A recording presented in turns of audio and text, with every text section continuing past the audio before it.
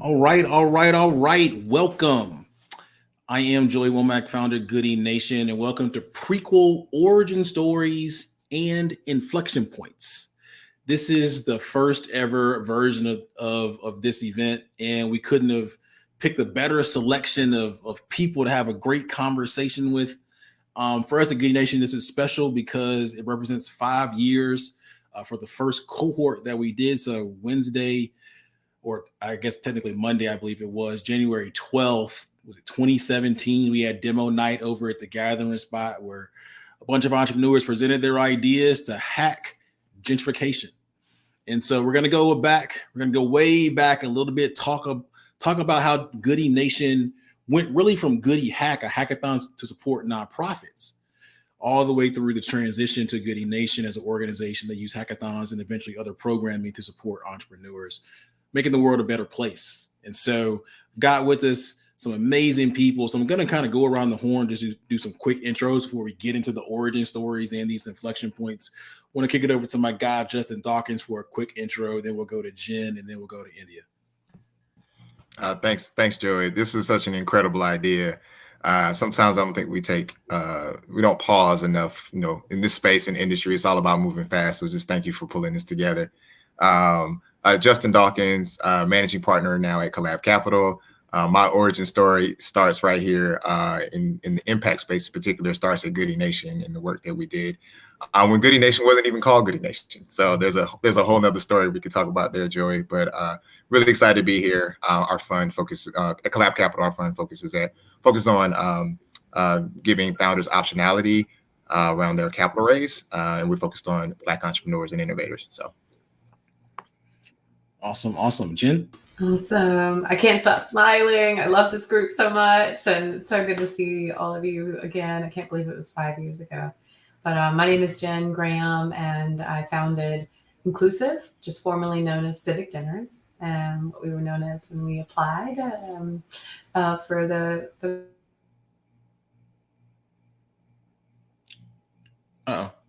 Thanks, you We're company is all about creating. It's all about creating a more inclusive world by bringing more voices to the table. Nice. And India? Hey, good evening, everyone. It's so nice to be all together again. I'm so thankful for this opportunity. Just like Justin said, my origin story, or I guess my company's origin story came from this fabulous hackathon that I cannot believe happened 5 years ago. And I am the co-founder of Mini City. We're a tech platform that streamlines the process to get ID and much needed benefits for the homeless and needy. Awesome. So we're gonna go way back. We're gonna way back into really the origins of Goodie Hack. And so I'll spend a few minutes talking about that along with Justin, and then we'll go into the stories of the entrepreneurs. That's what you're really here for, right? So how Goodie Hack actually started. I got a call from a guy named Sanjay Parak, was doing what amounts to Atlanta Startup Week for 2014. I came up with this idea for this hackathon to help local nonprofits with a theory that, we have everything that we need to create the change that we seek.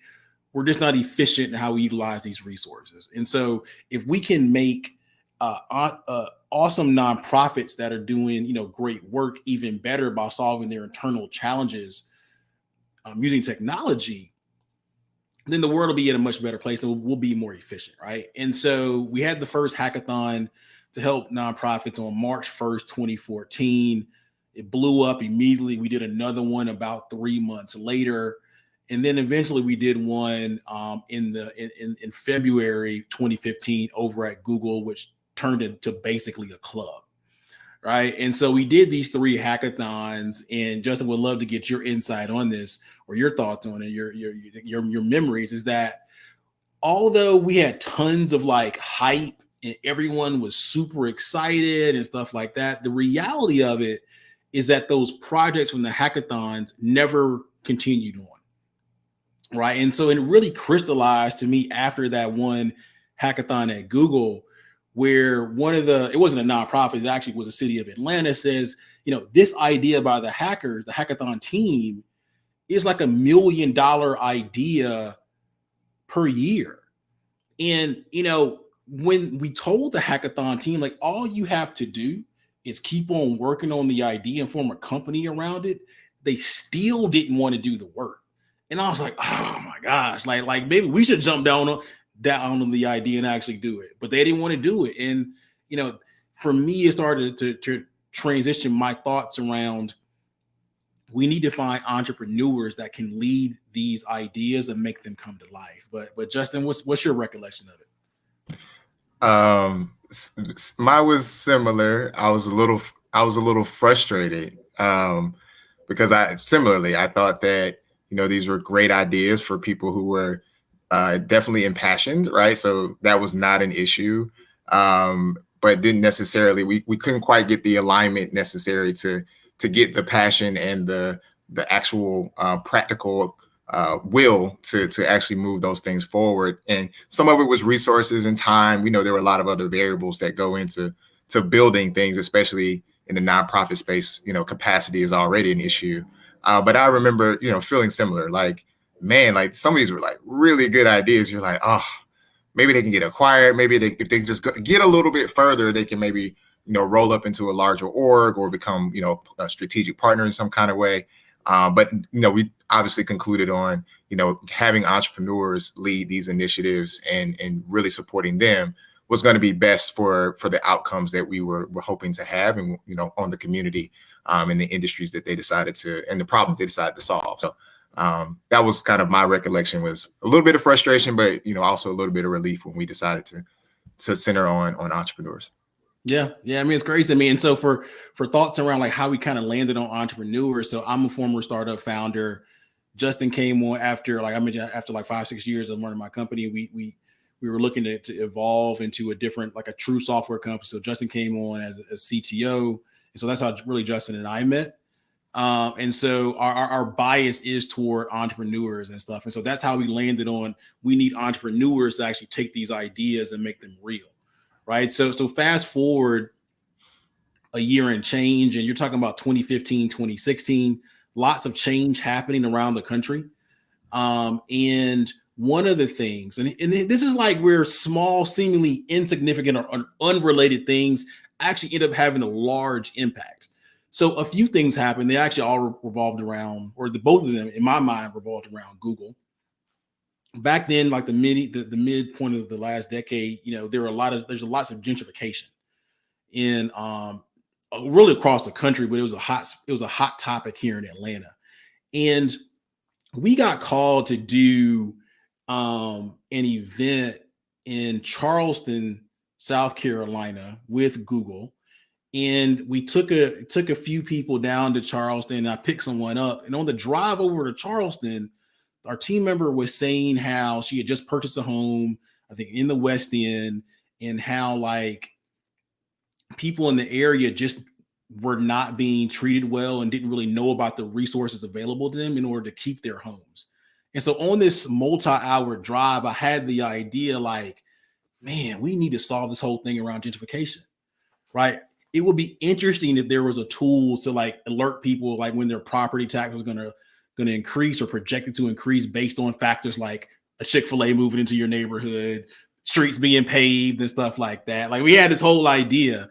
I started talking to Justin about it. And so we're impassioned, right? And so, you know, Justin, I'm gonna come back to you in a second, but then Google has this grant opportunity, and we submitted a grant, says, you know, we want to run a social impact pre-accelerator. We want to get awesome entrepreneurs ready to go into accelerators, but these entrepreneurs are focused on making the world a better place. But what's going to make our program different? Because to me, like back then in Atlanta, there weren't really a lot of entrepreneur support programs. We're going to leverage our hackathons and skills-based volunteers to help make these ideas better. So we ended up getting the grant. I didn't think it was going to be, I think it was something like $25,000 to launch this program where we had to pay for food and venues and all kind of stuff. But that's kind of how we landed on it. But Justin, I don't know what your recollection of it is. Yeah, I think it was our desire to get back to building tech. I think that's really what it was. And we started seeing all these problems and challenges, really. Some of it was just pure problems, but there was, if anybody knows anything about Atlanta, I won't give a history lesson for the sake of time, but Atlanta was actually, Maynard Jackson, a mayor, the first Black mayor here in the city. He set a precedence here, and he actually built Atlanta and helped build Atlanta in such a way that was supposed to be like almost gentrification proof.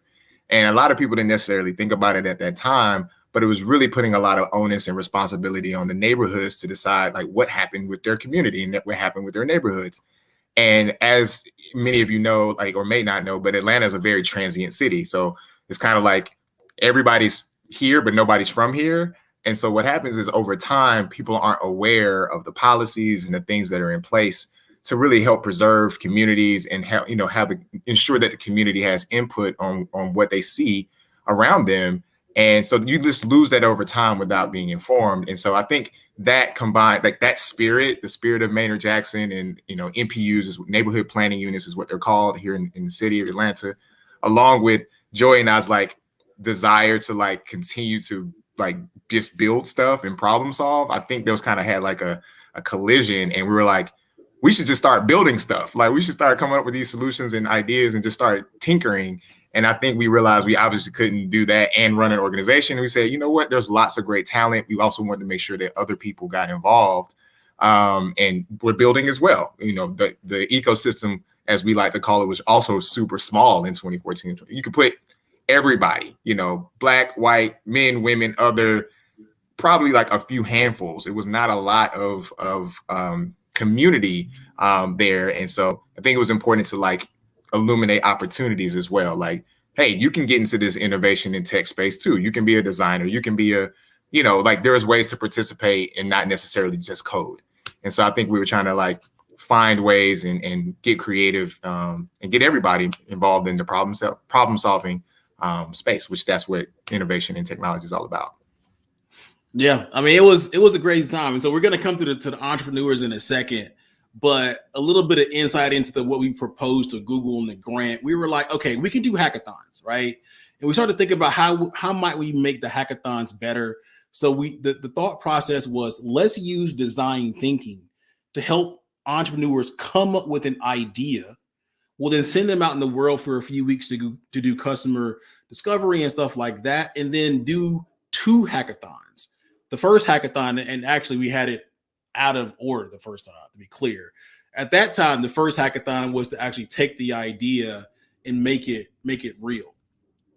Then the second hackathon, you would come back and do a logo and a marketing plan and so on and so forth. And so, we got better at that model, but that's what we thought. Like basically we would do a hackathon spread out over 90 days, basically. It was kind of a unique idea. And sorry, like Jen and India, you were kind of like, we just kind of experimented on y'all, stuff like that. But we got the money. And so here's the first thing that we did before we go. I'm going to kick y'all to the founders in a second.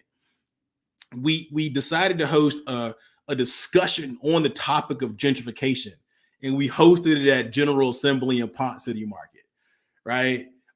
It may have been a Thursday, a Tuesday. I don't know what it was.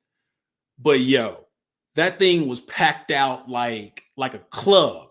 Like the line was like out the door. So General Assembly's on the top floor of Ponce City Market, like out the door, down the stairs and stuff like that. It was straight up like Club Vision back in the day in Atlanta. If you know what I'm saying. Compound, whatever you want to say, whatever club is popular, it was that was that environment. It was hot up in there. And like the word got out that we're going to have these, we had like the dude from the Beltline. I think we had a city council person or something, and a few other people talking about it. And because gentrification was a hot button topic and there are some very passionate people, it was a whole group of people, like they came out in full force. And so, it was a dope discussion. At that time, there was going to be a mayoral race coming up. We had a few candidates there. I mean, it was wall to wall like this up in General Assembly. And so, Justin, you know what I'm about to say. Like there was a disturbance. This is my recollection of it. This dude, we're ending the night. It's an awesome discussion. We're ending the night. And like we're asking for questions from the audience, and no one else has their hands up, and we're wrapping up. And it's one cat so off to the side, say, hey, I got, I want to ask one more question. I'm like, my gut says, no, we need to wrap up. But I want to be a good citizen.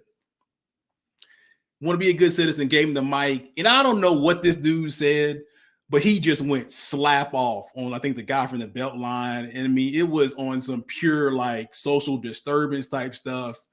Justin grabs the guy, yokes him up. I think Justin was about to body slam him, like straight up, and like started yelling at the dude and stuff like that. It was shocking. Like I had to maintain my composure, but it was we almost had a riot on our hands. But Justin, I do want to kick it to you, and I promise we're gonna get to the entrepreneurs in a second. But I'm a lover, not a fighter. I was not gonna body slam anybody.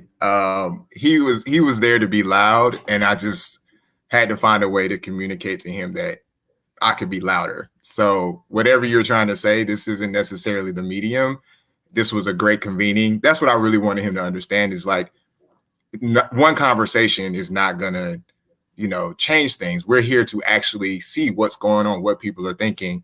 And honestly, there was a bit of symmetry. If you really think about it, Joey, like Ponce City Market at that time was kind of like the anchor of like it was this huge, lighthouse of what gentrification does. It's like, oh, you take this thing that's been sitting empty for years, dump a lot of money in, and now property values in Old Fourth Ward, which is the neighborhood that it sits in, and others, and you're impacting all these various communities and just a lot going on. And here we are having a conversation about gentrification in like gentrification capital, basically. And so I knew that I was actually surprised that it went as long as it did without someone being vocal. And I just really wanted to like close it out. And so I just got a little louder and a little bit more boastful than him, just to like say, look, you're not going to get louder than me. So let's step out and just talk. And he shared a few things that were insightful. And I actually wanted him, and I think, Joy, you actually invited him to participate and like get involved and like actually be on the problem solving side of it, not just the yelling at people, which is not going to get anything done. We see that all the time now. Yelling doesn't do much. So you got to be willing to coalesce and be a part of the solution. And we need to hear your voices, but we also need to see you move your feet. So that was my take. And here's the thing: like we intentionally did select Ponce City Market as the kind of the lighthouse for gentrification, as kind of a nod. Actually, so quickly we actually designed the flyer. They were like, the developer was like, "Yeah, you can't use Ponce City Market on the flyer for this topic." We pushed the envelope, and we took it off.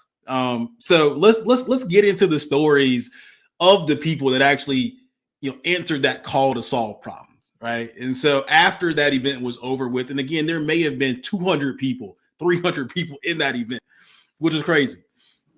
We said, hey, you got about 45 days to apply for this pre-accelerator. Again, for ours, we kind of made the curriculum up, quite honestly, sadly. But again, we're entrepreneurs, we're startup people, so that's what we do.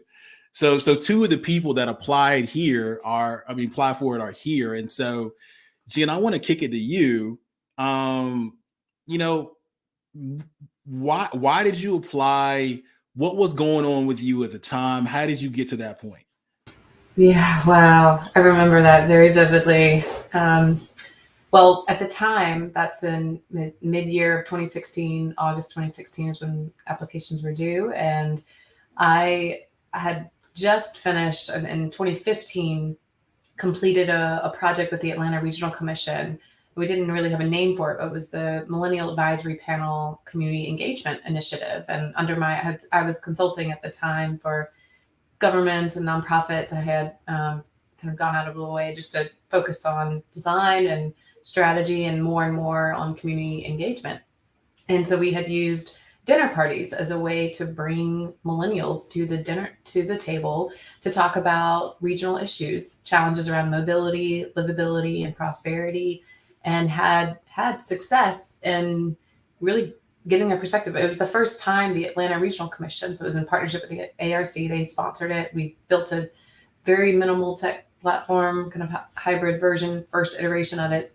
And it was the first time that affordable housing had ever come up on the radar for the ARC. It was like the younger groups were starting to feel the pressure of the housing market, and that nothing was really affordable because wages have remained stagnant, and housing prices have continued to go up, and gentrification was starting to become a bigger thing. So that I knew that was a up and coming topic, and the Beltline and all of these things. So what we had created was a form of really bringing people together and to have a conversation. Because to your point right there, people care about these issues so much, but they don't know how they can influence it or make a change. And it just boils into anger, and they end up shouting at these town halls, which are just unproductive.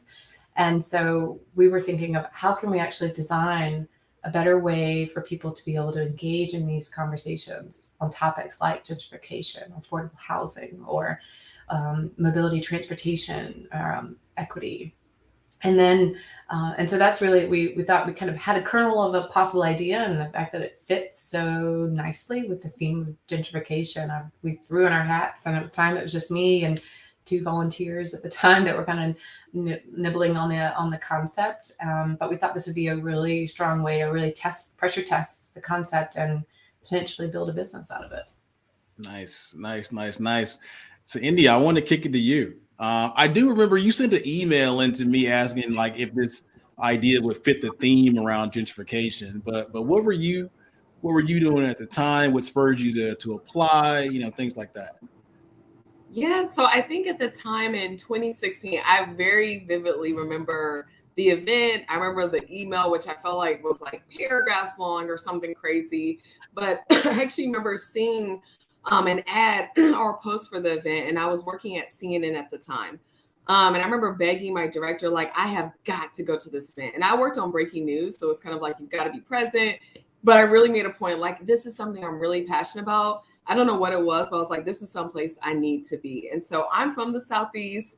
I'm definitely a Southeastern girl. So I'm from North Carolina, which is a place that is very, very similar to Georgia in the fact that the town that I grew up in used to have very affordable housing, mostly historically Black neighborhoods. But I saw rapidly throughout college, through moving to Georgia, my hometown changed a lot, right? In ways that were really progressive, ways that were great, upward mobility, but ways in which, family, friends, people I grew up with could no longer afford to really work and live in the places that they'd known all their life, right? And so when I came to Georgia, started working at CNN, I was living in Midtown for years. I have a design background. I was heavily immersed, I would say, kind of in like the buzz and probably like the gentrification hotspot. But I felt so disconnected from really my own community with different, I would say, classes, people of color. And so I came from a very Black city. I was living in Atlanta, which is like the Black Mecca, but I felt very disconnected and far removed, right? And that's just something personal that I'm sharing. And so at the time, I saw this ad about hacking gentrification. And again, to Jen's point, you hear people complaining, people kind of venting, or even just having very passionate feelings about this issue, but what are we going to do about it? And I was working in women's shelters, helping the homeless, but unlike Jen, I had no idea, right? I think I sent like a jumble of words to Joey. I ran up to him after the panel. I was really impressed by everything that took place, including the kind of like passionate meltdown because of the response, as well as you should apply to this. You have passion. That was the response. I loved it. And so I felt, we say so many times that we're going to do something. We might not have the ironed out idea, but I felt like this can give me the structure and also the community and support. I could already see that to really take this idea to the next level. Nice. I feel like the email you sent was, you said something around, I think you're doing something around water in Mexico or something like that. Was that something? I think it was something along those lines. We can get into the idea later, but I think that was it. So I do have. I could pull up your original application. It probably I'll have to read it, so I'm not going to do that for a sec here. But I do have the original application pulled up, and so before we kind of go into like next steps, we start to actually go into what happened during the program itself. I would be remiss. So there's one founder that couldn't join us tonight, Jasmine Crowe from Goodie. They're out, looking to raise again. And so Jasmine, the quick story there is she emailed me, I believe, with like 1 hour to go before the application deadline. It says like, hey, I have this idea around, rescuing food and redistributing it to the folks in need. Would this apply under the gentrification? Would it fit the theme of the cohort? And the interesting thing there is that I had done some research on gentrification and taking a step back. The challenge was around how can we help people that are affected by gentrification either make or save money? Like that was the actual challenge around the cohort. And so I had done I literally Googled like ways to make money from gentrification or save money, something like that. And like an idea came up around composting and stuff like that. And because if I wouldn't have read that article, I don't say, yes, that's an actual thing. This is a way to make money. And so Jasmine applied with something like 10 minutes left in the application deadline. I mean, the interesting thing there is the time to close the application was 12 p.m. Normally, I'm not at that time. I may not look like it now, but I used to work out and I would be at the gym at 12 p.m. During the weekday. And so normally I would have left to go to the gym and I would have missed that email, but something told me to not go to the gym that day and just stay there and look at applications. So I was able to see your application come in and the rest is history. So we look at the applications. We were super impressed by a lot of folks. I think we ended up having something like 30 teams that started, quite honestly.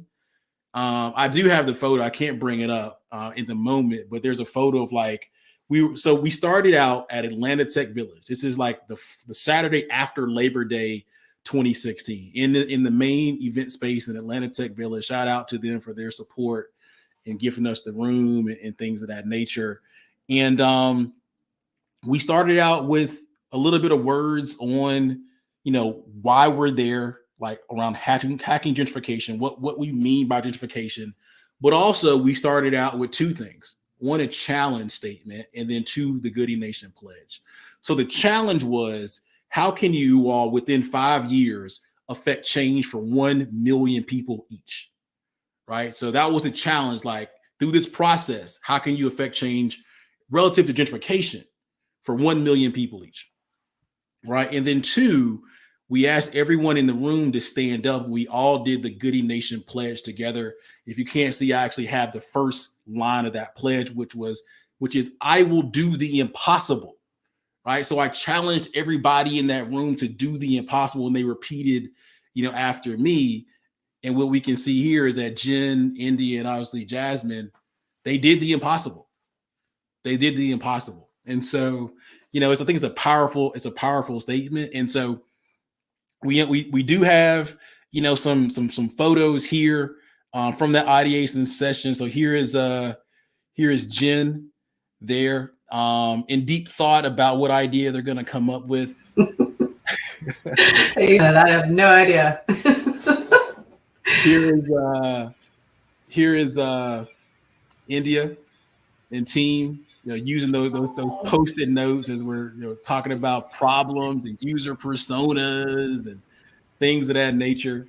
And here is Jasmine, focused on by herself. She was the only person that went through that whole design thinking exercise, literally by herself, super focused and doing her thing. So that's that. So Jenn, I want to kick it to you. So you come in there, we're doing design thinking. I think you are already familiar with design thinking and stuff like that, right? Yeah. So what were your thoughts kind of going through the day and stuff like that?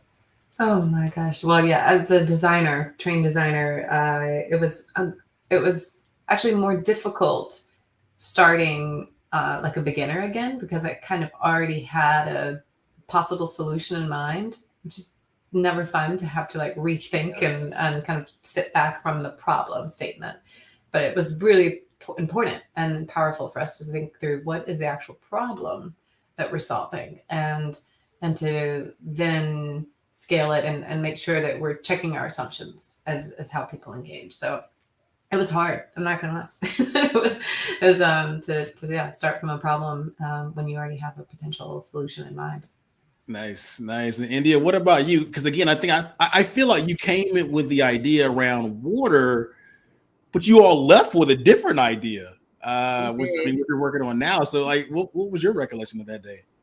Yeah, so we were hyper focused on water. So Mini City has changed so much. And that original photo you saw, it had some of our original founding members, and we are all really close friends. And we have worked overseas in Nicaragua installing water wells, water systems. And I'm also a designer, just like Jen. And I know it can be really hard sometimes when your brain is literally telling you, you are smart, you've got this, you have so much experience in water, we can apply this, water access to this new problem area that you're working on. It's just a thing of comfort, human nature, and what we were finding. And I think that's the reason why all of us in those photos look so worried, is because we're using every brain cell and all of our energy to really focus and try to remove yourself from what's comfortable and what you're used to. But yeah, it completely changed from water access very quickly. And I'm glad for that. I think in that first couple of days, from water access to started to see the repeated element of ID and other things. Nice. Justin, where you're, yeah.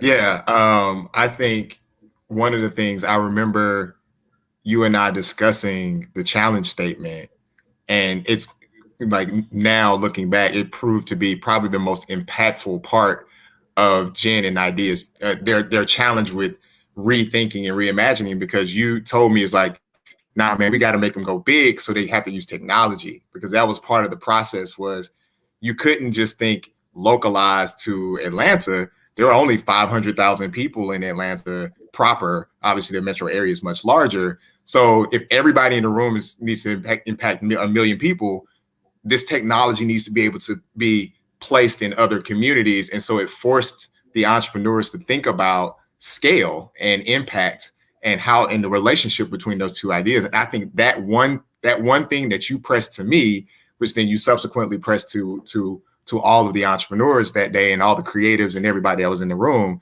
is that, like, yes, be empathetic. Yes, really hone in on the problem, but it has to be big. Like, you has to have technology or some component that will allow it to scale. So I think that actually was a major catalyst, and a lot of like all those eyebrow scrunching that's really that, like, okay, this is cool, but that's not a million people. That's not going to get us there. So what else do we need to, what other knob or lever do we need to pull to really, take it over the top? So I remember that day, fairly vividly, like the stress in that room. It was thick. It was tension in there for sure. It was my least favorite day, for sure. It was a long day. It was a long day. I think we actually started at like 9 a.m. I don't think we ended till like around 3 or 4 or something like that. I mean, again, to be clear, we were making that stuff up along the way. We refined it. We got a little bit shorter. We made some, improvements over the years. But yeah, it was a long day. It was a sunny day. And if you've been in that room in Atlanta Tech Village, a lot of natural light because of the windows, and that can kind of drain energy. But it was a lot of people and a lot of just energy from people in there. So it was good, but it was definitely tiring. So, I want to leave time for you all to discuss kind of where you are today. So let's just, and I'll kick it to you. Let's just talk about, your experiences over the next few months. And then ultimately, where did you all land? Like, where were you all in January 2017? Oh, wow. I remember, because I physically was not there. I was in New Zealand, and I was like, oh my gosh, Joey, I'm going to miss the final demo day. Do I have to bow out of the thing? Like, no, just make a video. And I poured everything into it. And I feel by that time we had really figured out the problem that we were solving. And we kept trying to fit our idea into the thought of gentrification. But in reality, I think it was more about the social infrastructure rather than the physical infrastructure of communities. And so we were really thinking about how can we be the interface among, and almost in conflict resolution by bringing people together over dinner for conversations around not just gentrification directly, but even like bridging the racial divide. I mean, at its core, gentrification was truly around like the comfort level with strangers, new neighbors, and old, and really let's have a conversation around that. So we wanted to make it more inviting, create that brave space, and so by the end, we shifted our focus to the beloved community, and that was the first day that we launched. We launched the conversation on demo day. In the end, we had almost 100 plus guests or hosts sign up as a result of the launch for Beloved Community. And it was our first ever go at it. We had the technology set up. It was kind of hacked using multiple existing tech from Squarespace to Nation Builder and others, but it worked. And it was the beauty of it was that people were engaging in conversation, were hosting, were able to receive the host guides, and we had our own database. But my goal was just like allow people to experience this. There still wasn't necessarily a business model built, but it was a working technology that we knew that we could build partnerships the more users that we brought on. So it was our MVP that we built and launched with Goodie Nation. There it is. And India, where were you all in January 2017? Oh man, it's taking me back. And actually, Jen, I remember your presentation because I was like, that is tough. She has to do a video, but it was beautiful. It was very moving, really well done.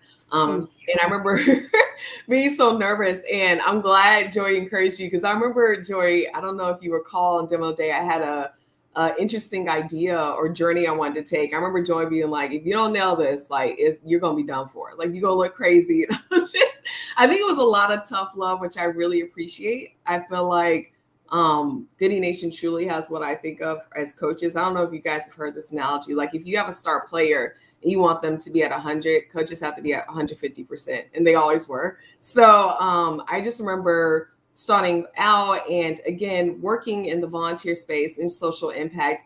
And I will admit, you do feel like, okay, I know the answers, I know the things, but then I was in an environment where it's very raw, right?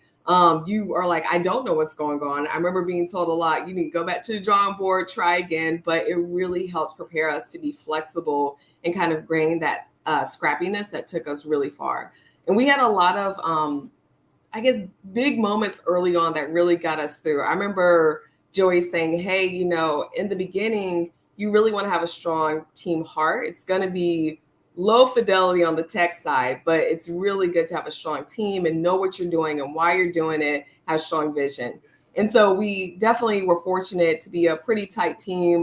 But I do remember feeling so proud because we had our first big tech win where we were able to get, we were kind of obsessed at the time with wearable devices, right? Which we have totally stepped away from completely. But in the beginning, we really had this vision where we were trying to dream big of how we thought of a world that was more inclusive, more connected. How can we get wearable devices? Because again, that was an area we were interested in. How can we get these devices to really unlock a world of opportunities for the indigenous population? So we're really fixated on that. Goodie Nation encouraged us. We actually got a sponsorship from a group based out in LA, never met us before. I don't think I've ever told you guys this, but we met them finally in person years later, but they had never met us. And they gave us this huge tech sponsorship of devices. And literally minutes before one of our pre-demos, tech demos, we got it to work. Like literally we were coding stuff as they were calling our name. So we're super nervous, and it had just started to work in just the nick of time.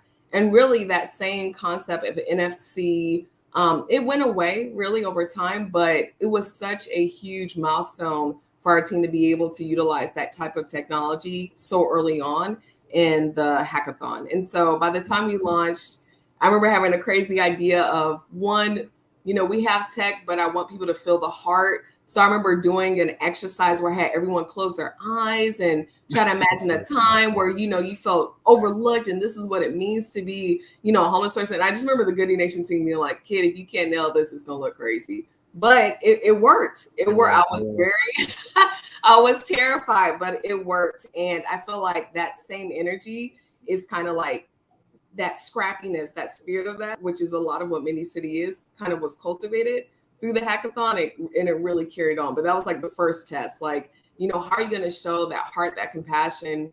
And I mean, it's been years and a lot of stuff has changed, but that still remains. Yeah. Justin, what are your thoughts on that? Even that whole just cohort, all those hackathons and stuff like that. I think more than anything, it was like two things stand out for me. One, I was just so proud, like, of just the commitment, because I'm a tinkerer, you know, I code at night, you know, Joy was killing me with the 8 a.m., 9 a.m. stuff, but, you know, I'm used to like producing, and particularly, you know, having a technical background. You know, hackathons were short, you know, they were a weekend, and then whoever wanted to stick around may work on the side, or maybe even commit full time, but definitely not stretched out where, you know, you were iterating, that constant iterative process. So I was just so proud to see so many founders get to the finish line and commit to the entire process, from ideating and unlearning everything that they knew, to then finding talent and volunteers to help contribute, and if they couldn't, finding a way to, you know, pull some things together, and then getting the debt in the pit, like just all of that. It was just so amazing. I remember feeling like, wow, this is incredible.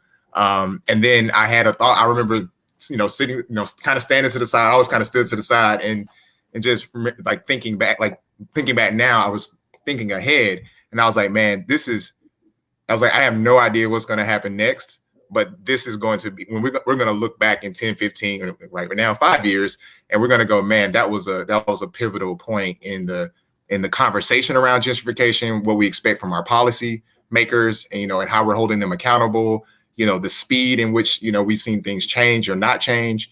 I remember thinking back, like, this is going to be important stuff. We're going to be talking about this in one shape, in one way or another, you know, 5, 10, 15 years from now. And sure enough, you know, India, Jenn, and Jasmine have done just incredible things and continue to, and make waves and headlines, but more importantly, make impacts. And so I'm just so thankful for that moment. And I remember thinking, like, yeah, this is going to be dope. This is going to be great for Atlanta. I remember thinking that. So, and there was a lot of details in there. Like I said, the early mornings was killing me, but that's just because I was a night owl at the time. And but I remember just feeling so proud. That was the thing, and just the commitment from people who had never thought they would be in those rooms. They never thought they would be in a room full of technologists and creatives and innovators tackling, you know, some of the, you know, the city's biggest challenges or the world's biggest challenges, and feeling like they could have an impact. That was just an incredible feeling, to make way and open the door for a lot more people that may not have thought that those rooms were for them. So that was great. I have to add something to that, Justin, just real quick. I'm reflecting back on the timing of it. So this started, I think the first session was maybe in end of September or October of 2016. And so we experienced an election, the US election that year, and I went into a tailspin, almost depression with the results. And I personally was just like, oh my gosh, if only this platform, I believe so much. I was like, the need for it. I felt this tension between, oh my gosh, I want it now. I want this built now.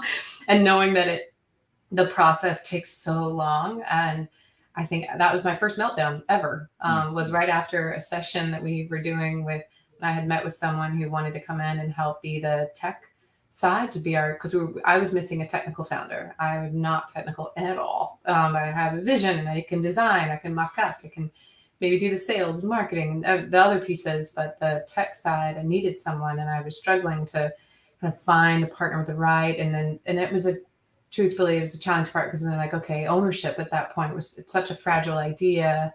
How do you find someone that you can truly trust and the founder? And so I remember coming home to my husband, like in tears, just being like, I really want this to work. Like, the world needs this now, and it's not. And like, is it my fault that it's not up by now? And how do we, so in that moment, he committed to helping me. Like, I basically borrowed one of his developers at his company, paid time for that, and we started to build it out. It wasn't until May of 2017 that we had the first prototype ready to launch. But like, that was a big critical inflection point for me to be like, okay, I'm committed to this. I believe in this, and we're going to build it. We're going to build it right. That's huge. And, you know, also, Want to recognize Jared Koger. So Jared was an entrepreneur in residence, another part of the team there, was a point of contact, and Jared's doing amazing stuff and currently helps to lead a huddle here at Goodie Nation for awesome founders. And so a few things that I do want to get to, where these awesome entrepreneurs are today in their journey since then. But I also I do want to do one big thing in that demo day, demo night's over. Then it's like, okay, well, what's next? So they still need support. And I remember India in particular was asking me, well, you need some support. And I'm thinking like, listen, we got this funding. We ran all of our money. Listen, hey, I'm sure, there's somebody else for you, but I gotta think about this next cohort and stuff like that. Which actually, so here's the thing, that influences what we do now at Goodie Nation. Essentially, we're now, instead of being a pre-accelerator, we're more so like a post-accelerator. People can come to us when they leave other programs, and now we're there for continued community, right? So that influenced us. But that being said, what I do want to recognize is Justin here. He did raise his hand and then spent a lot of time with a number of founders afterward, doing additional coaching, doing all the extra stuff to get people as that bridge to get them to the next step for as long as he can. So I definitely want to, recognize Justin here. And also any thoughts on that, Justin? Well, thank you. I think was one part just wanting to tinker, wanting to code some stuff. That for sure. That was definitely a piece of it. Yeah, I remember writing some code for some folks. Like, I was like, it ain't gonna be perfect. I'm gonna try to do it as fast as I can, but if it'll get you a demo, help the conversation be easier, or smoother with a potential partner or something like that, I was definitely willing to do that. And just having built things with you, Joey, and just building. It's an iterative thing. And I knew that we had this commencement, but it was really kind of like a pushing out of the nest. And like, I think there was a part of me that was like, but some of them are not quite ready to fly. Like, we need to do more. But I understood that we needed to like continue to advance the conversations and start talking about other impact areas. So I struggled. And so part of my solution just for myself was like, well, I'll just do it, and sometimes doing it was helping with a deck or a presentation. It was coding something. It was whatever I could do to just, remain scrappy and fill in any gaps. And so I just enjoyed it. And I'm thankful that it also gave me an opportunity to get closer to some of the ideas that were a little bit more mature since the ideation sessions. And that I think made the best uses of my time and energy, so that I wasn't tinkering with something that was not proven, enough, or not, no real traction or footing on the idea. So I was really appreciative of that. But I enjoyed it. And I still think about that all the time. I still have a desire to tinker. I just have like no time now. So, but I wish I could do a little bit more. Yeah, for sure. Yeah, no, it was, thank you. I'll say thank you on behalf of all the people, all the founders, but also Goodie Nation, because also what we're doing right now doesn't happen if you don't do that. So we don't have about a few minutes left. I want to kick it to the founders to get just relatively quickly, not like 1 minute quick, but not like 10. Jen, kick it to you first. What's happened since January 2017, and where are you today? Oh wow, oh gosh. Okay, less than I'll try to aim short term, but wow. So 2017 I was heads down. I had hired a developer that at cost, and he helped build out the initial prototype that we launched with ARC again as the main client. So we got to same client that had used our previous kind of hacked version, used our new official platform, and we also piloted a project in New Zealand because my husband's from there, and it was fantastic. They got to kind of kick the tires, and so we had our 2 customers, and then we got our 3rd customer at the end of 17. So I finally actually created an LLC. Civic Dinners LLC was born October 13th, 2017. And then in 2018, we brought on a few more. And I was pregnant, found out I was pregnant. So I had my first child in May of 2018. So I was ready to kind of like cruise, but nope. But we had more customers that were interested in coming to us and wanting to design new topics and themes, and suddenly nonprofits wanted to come. I also had applied for the City of Atlanta women's entrepreneurship initiative and then got accepted. So I was able to be connected with leaders and advisors, one of them being Kim Seals, who has been exceptional and such a champion for women founders, and just really kind of swooped me under her wing and helped really prepare me. I ended up pitching to Startup Runway, and she helped coach me on my pitch, and I ended up winning. So, I mean, I highly advise finding an advisor that can really help kind of poke holes and help you with your pitch and your kind of packaging of it. And then, so that was in 2018. And then I was also part of the Center for Civic Innovation cohort, the fellowship, which helped refine. So I owe it to you, Joey, for getting me hooked on this whole kind of long-term hackathon, because I became a little bit dependent on feedback. Because as a single founder, I didn't have a team of founders. It was just me. And then I would hire and contract out support. So I just needed others to really bounce ideas off of, and just to check myself and to check assumptions. And is this am I thinking about this the right way? And to really challenge me. And so I think I went through every single program until Techstars. So I got into the Techstars Atlanta Social Impact, and it was incredible. The network, the mentorship. Justin was there as part of the cohort, or the mentors and advisors. And then COVID happened. Boom, halfway through Techstars, COVID shut down everything. Dinner was canceled. We had also at that time had about $500,000 in revenue secured. So by that point, we're actually that's a legit amount of revenue for a startup. So, and then all of a sudden our model was broken and irrelevant. So in that moment, had to switch virtually online in an instant. There was no real hesitation. Like, obviously, we're going to go online. We're going to figure it out. And thank God we had just secured initial funding from Techstars and a jump fund, thanks to Kim Seals and her crew at the jump fund.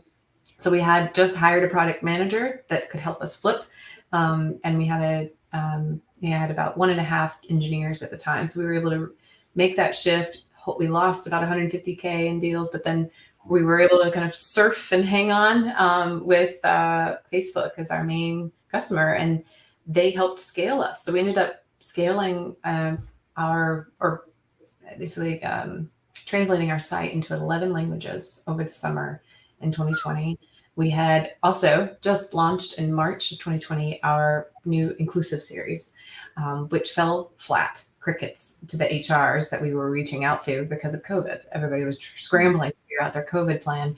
But then that really was exactly what companies were looking for when during the summer of 2020, when every single company was really looking for how do we engage in conversations on race and racial equity.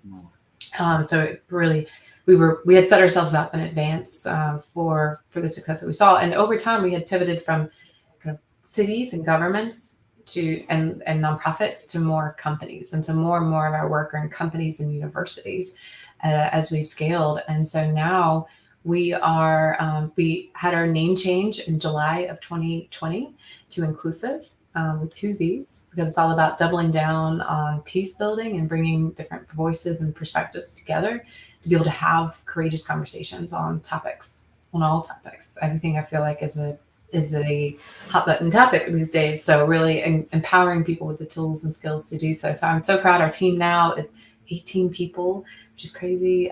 We've had even more than that. We've kind of right-sized and figuring all of that out. Like, I've grown as a leader. I've had to go through so many transitions as a leader myself, from being the only one with the idea and doing everything to now we just hired an awesome COO, Sandy Millette, certified diversity, equity, and inclusion trainer and leader, incredibly skilled in operations. So now I can step out finally of the day-to-day and focus on the bigger vision, investment, and where we're going next. So I'm really excited about this inflection point for us. Like,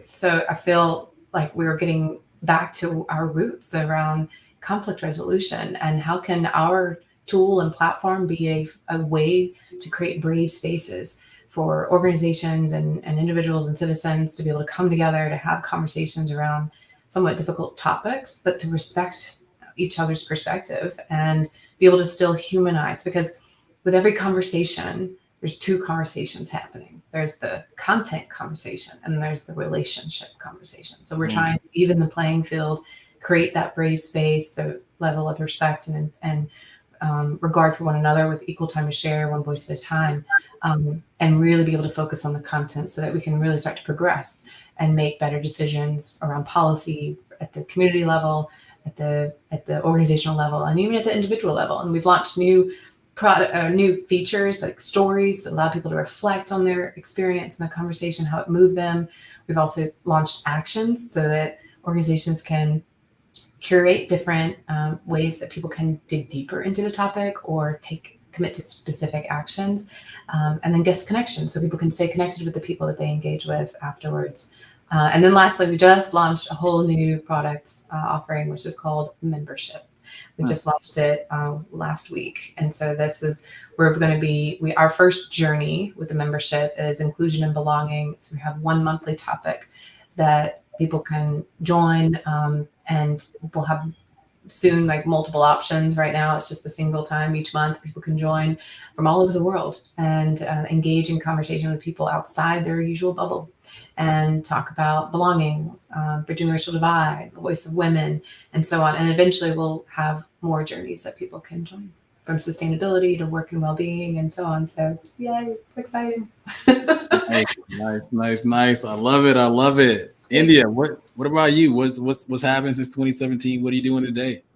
Yeah. Oh man, so much has happened. I remember when we kind of first did the demo and we were off to the races. I feel like we really hit a wall, to be transparent. I was like, we're hearing all the time, hey, what you're doing is needed. You're giving resources to our most needy, most vulnerable, but like, can I get this for free? Or I just don't know. And so I was like, oh my God, did we choose the wrong problem area? Is there something like I was just wheels turning? And I felt like I definitely hit up Joey, Justin, everyone a lot. And I'm really actually thankful for that tough period, because I remember Joey telling me, like, if you get any one person, India, I swear, just like any contract pilot, you need to get that though. You need to get it. And again, it's, I wouldn't say it was all tough love. I think it was very encouraging, uplifting, and really like, come on, you can't just lose steam now that the program has ended.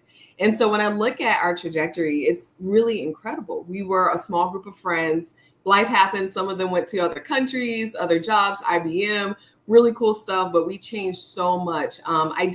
I feel like there's so many similarities when Jenn speaks. I felt very similar, almost like a solo founder or the main person with the vision or idea. But along the way, I was able to really build a phenomenal core team. Very similar to Jenn. Again, my husband was getting his PhD and I was like, I really need some help. Like, I don't know what I'm doing. And instead of like borrowing from his lab, I was like, can I just borrow you? And so for a period of time, we were working together. I remember Jasmine even being like, I don't think we're married at the time. She was like, that's your husband. Like, that's your husband, right? Wow. And so I know, which is kind of hilarious. But I don't know if she remembers that, but it was pretty great. But yes, a lot of life things happen. But in those early days, we were just really struggling. We finally got our first paid pilot through Center for Civic Innovation. We also took part in that. I know a lot of similarities. And that's when we really started to, again, continue pushing ourselves, challenging, what are you solving? What are you doing? Are you filling a need? And also, is it I think Joey made a great point. I'm remembering like all the things you were like, you don't want to just be the Band-Aid on a cut. You want to really solve a true, like, is this a real, like in your heart, like hurting the city? And we really quickly found that, yes, it is. And this is sustainable and it is going to grow, but it took time for it to get there. And so I remember around 2019, we were testing stuff with a CCI, building, going through different team members, really building up our core vision.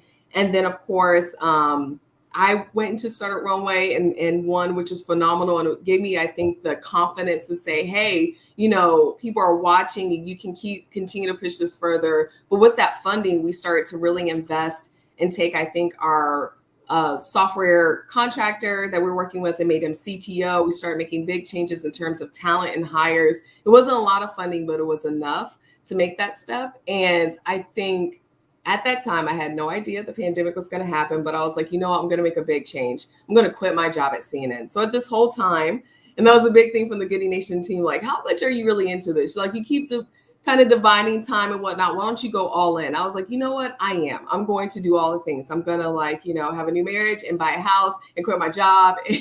My little brother's going to stay with me. I'm going to hire him. He's a new HBCU grad. Yes. And then literally, not that it's funny, but a month later, it was like, I remember telling someone, Killing it at ATV, I was working with her. Oh, and I was like, I'm going to lead a pre-accelerator as well for diverse founders. Yes, I'm going to do it all. And I remember telling Killing In from ATV, like, oh my God, when do you think we'll be able to go back in the office? Like, this is so crazy. What's going on? I can't wait to see you in like a week. No, whole life was changed.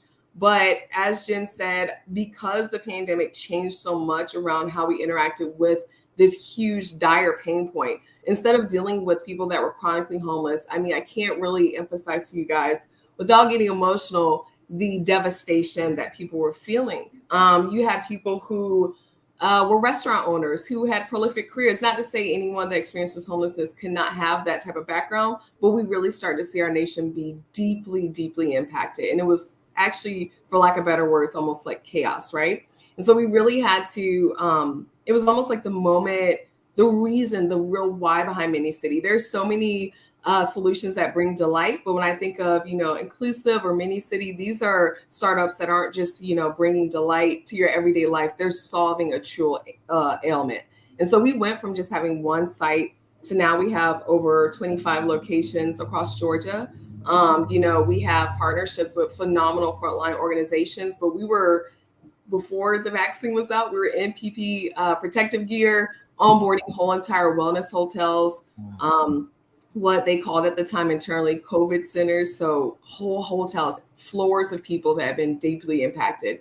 And so instead of it being like, we'll think about it, it became a thing where organizations, nonprofits, different rapid rehousing groups were like, no, we need this. We need it like last week, yesterday. And I think now we've become a normal part of operations, right? Not just like a one-off pilot, but integral. And at this point, we were just working with a few groups, but we've empowered and enabled with our software over 100 caseworkers all around Georgia.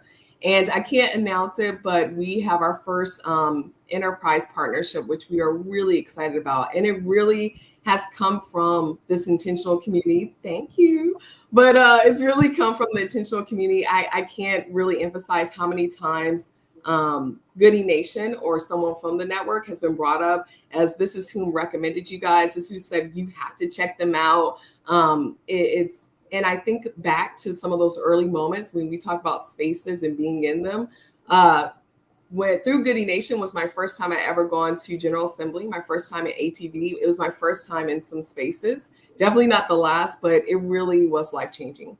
So I know that was kind of run on, but we've really grown. I'm probably missing some milestones or things, but it's been really great to go from a small kind of idea and passion to a thriving business that has revenue, has clients, has locations, but more than anything has impact. We're helping citizens every day.